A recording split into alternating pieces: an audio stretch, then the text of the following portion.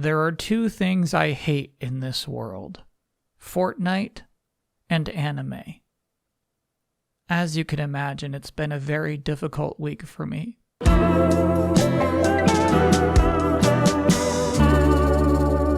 EVO 2023 happened last weekend. That is, of course, the biggest fighting game tournament in the world. And this year happened to be the biggest EVO there ever was. A smashing success. And now that it's over, I, of course, am thinking about next year. Next year is going to be exciting, I think. Next year is Street Fighter 6 and a new Tekken and a new Mortal Kombat. Wow. But then I think to myself, Kyle, it's the 20s, baby. Get over it. Why are you still excited about those 3 games? And then I wonder, well, hold on, is that a me problem or is that a them problem? YouTube title. Is there anything better than Street Fighter, Tekken, and Mortal Kombat? And before we really get started, I would like to introduce a new phrase into the delayed input vocabulary, which is Agumon syndrome. This is when a long-standing franchise can't quite grow past its original stars. So Digimon's been around for decades now. There are thousands of them, presumably. And Agumon is still the best one they got. They've never improved upon Agumon. Here's the key art for Digimon Survive, the game that just came out last year. And this is the box art. You're looking at Agumon syndrome. And yeah, obviously you might be like, well, Pokemon does the same thing with Pikachu. And they kinda do.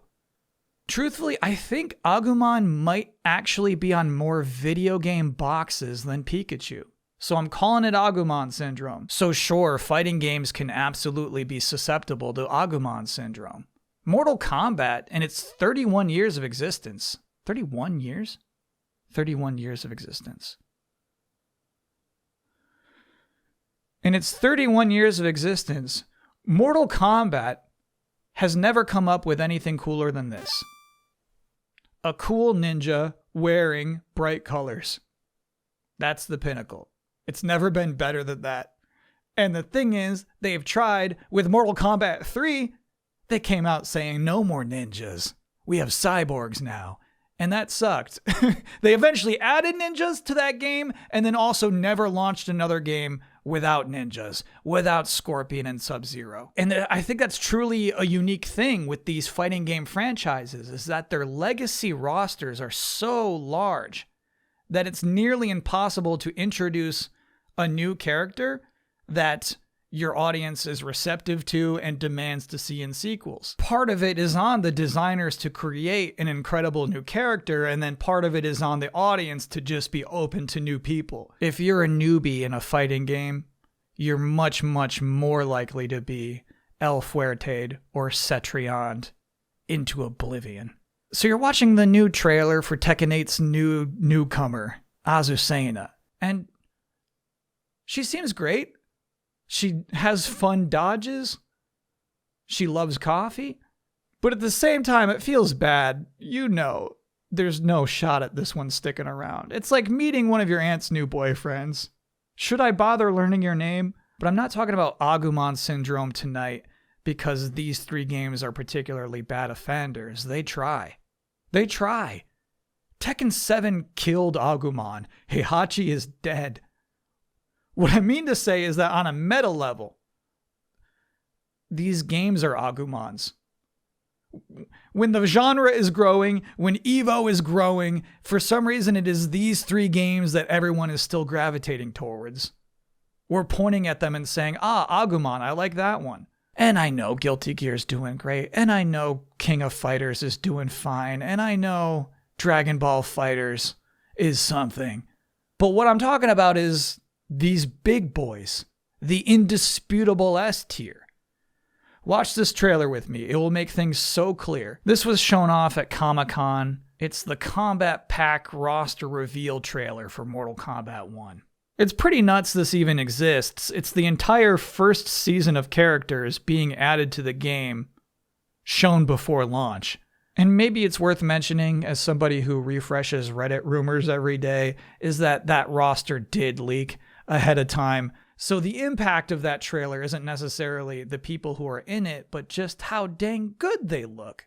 And yes, it is very weird that among 6 new Mortal Kombat characters are 3 R-rated superheroes. That's Omni-Man, Peacemaker, and Homelander. And then the actual Mortal Kombat characters are these 3. New Look, Ugly Ermac, Quan Chi, and Takeda. And they're getting upstaged in their own franchise. They look like they don't belong. How dare you? I am so evil. You just wait and see. So it stands out to me in a way that didn't stand out the first time I was watching that, is how much money that whole thing cost. If you are making if you're making any video game, you probably can't afford that. Truly, there are not many video game studios in this world who could pull that off. From a development standpoint, this stupid combat pack is prohibitively expensive. Good luck getting John Cena and then also making your John Cena look identical to John Cena. And another thing worth bringing up in regards to EVO's records in entrants and attendees and viewers is that this year Capcom announced that they're pumping up the prize for the Capcom Cup. Prize pool is $2 million US. The best Street Fighter 6 player in the world will win $1 million. For comparison, this year's champion, Mena RD, won $130,000, which is not nothing, but it's not, you know.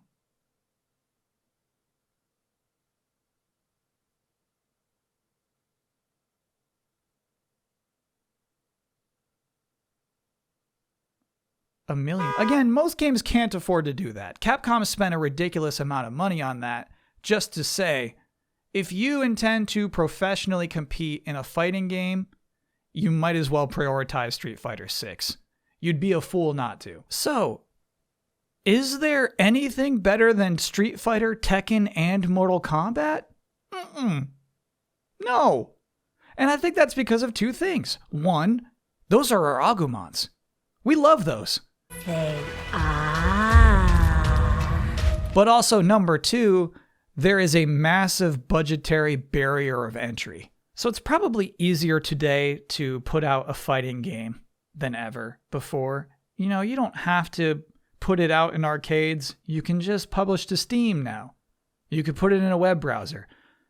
But if you want to make a fighting game that is as big and flashy as these top tier big boys, you will have to spend a frankly irresponsible amount of money. And I don't think anyone will. Imagine EA. Imagine EA saying we're making a fighting game. We got a roster of 30 new characters. They all have original movesets, animated backstories. Look forward to it next year. Not possible. Not even possible. Granted, EA did just publish its own Monster Hunter game earlier this year. But even then, I mean, this game probably sold well, but I don't think it really developed a fan base. Wild Hearts fans, are you out there? But also, lastly, secretly, number 3, this is the secret one, I think talent. I think it's incredibly hard to make a video game that lives up to the expectations of these franchises. It is incredibly hard to make a video game that is as fun to watch as Street Fighter 6. It shouldn't be understated, but also it's one of those things that's so impossible to achieve that you can't advise someone on that. You can't tell somebody to make magic. Think about this. Think 20 years into the future. Think about what fighting game people are. Firstly, just for the sake of this exercise, imagine that 20 years into the future, human civilization is still around. Then, try to imagine what fighting game people are excited about. Because I don't think it's some cool new futuristic fighting game. I think it's probably Street Fighter, Tekken, and Mortal Kombat, and there's almost no reason to think otherwise. You think it's gonna be Project L? Yeah, right, buddy. You think Virtua Fighter's gonna make a comeback? You think it's gonna be Smash Bros? That's irrelevant. That's its own. Smash Bros is not. It's its own. Please don't bring that up now. We're at the end. It's too late. It's too late. and that is delayed input for this week. Now, this was actually also our season finale. I'll be taking 3 weeks off, as I normally do. However, normally there's an in-betweener right in the middle. That'll be a little late this time because I'll be traveling to Germany for Gamescom this year, and I'll be hosting the pre-show for Gamescom Opening Night Live, so go ahead and tune in to that a little early if you want. Until the next delayed input, thanks for watching.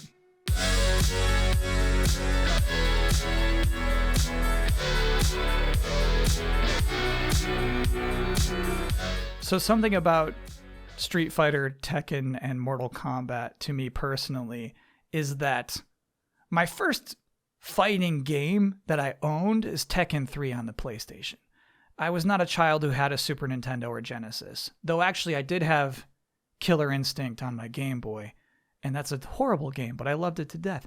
So anyway, what I mean to say is that I still loved Mortal Kombat and Street Fighter as a child who never owned these games, who could just occasionally play them in an arcade. Obviously, I'm trash at them, as I am today, but I'm still kind of fascinated by these games that had a cast of characters. So I started thinking about how I would draw my own casts for my own fighting games. And I figured I should show these to you. First, we've got the cast for Kyle Combat 2. We got 64 here, who I guess is just, a bug man. The year's 96, by the way. 64 is a very cool number. Pizza Cutter, who I think actually looks very cool.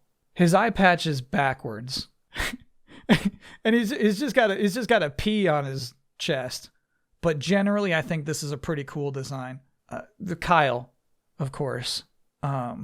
Obviously, you can't have Kyle Combat without Kyle. He's got cool cleats at least. Here's Rings.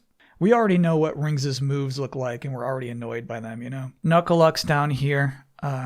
You can tell she's a woman because she's got a skirt. And who knows, what her weapon is. I think, nunchucks, but who could say? Coors? Coors, this is a cool robot design. There's probably one beer company who doesn't like his name too much, so we'll probably have to change that, but I think there's a lot to salvage here. And then Harry. I gotta be honest, Harry's hips are really bothering me right now. You know what I'm noticing also is that everybody's got Bugs Bunny feet. I had another one. I remember this distinctly because I thought it was so clever. The game is called Kyle Instinct. That's a pun on Killer Instinct. We've got Frankenstein's monster named KO. He's 17 years old. He looks very cool. This guy is just named Bert. I feel like Bert's a little low effort. 3 years old. Goldborg? Keep in mind, this predates Megamind by 10 years. Erp is age 0. Erp has just been born. We got Eco Geeko, which is just Reptar. Vac. Your girl's got to have a skirt. Unfortunately, her power is also vacuuming. But I could see that being cool. I could see you doing some cool vacuum moves. Saliva. Weight 4 gallons. Height 1 inch to 56 feet. Age unknown. And then finally, this is nuts. This is Blank, who's obviously the self-insert. That's me. Look at the cleats, the iconic cleats. Weight 61 pounds. Height about 5'10". Imagine this kid. He's like, I gotta make my fighting. I gotta put myself in my fighting game, but also I have to lie about my height